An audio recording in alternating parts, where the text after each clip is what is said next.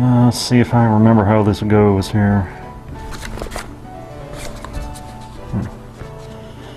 Alright. 'Twas the night afore Xmas, and all through the trailer, no critters stirring, not even the whaler. The socks duct taped up on the gas pipe so well was dusted with talcum to get rid of the smell. And the chillins was all sleeping on the hide-a-bed couch, except for the one on the beanbag who had quite a slouch. I was wearing my boxers that said "Home of the Whopper."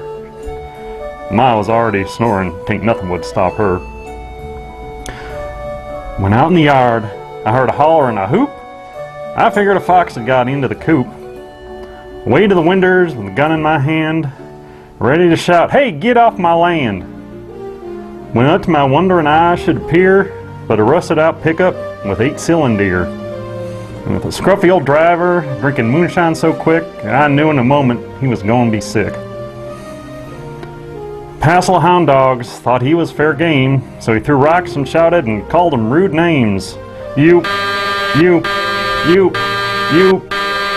nothing but a bunch of mutts.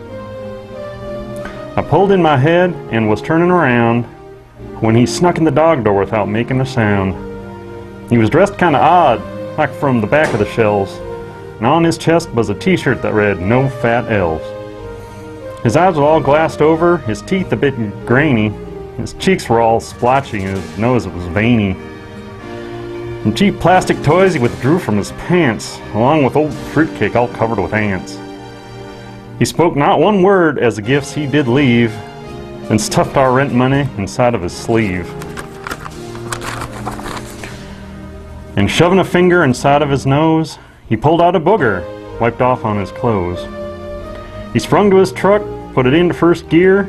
It backfired loudly, spewing smoke from the rear. But I heard him exclaim, ere he started to twitch, "That ain't right, you son of a bitch!"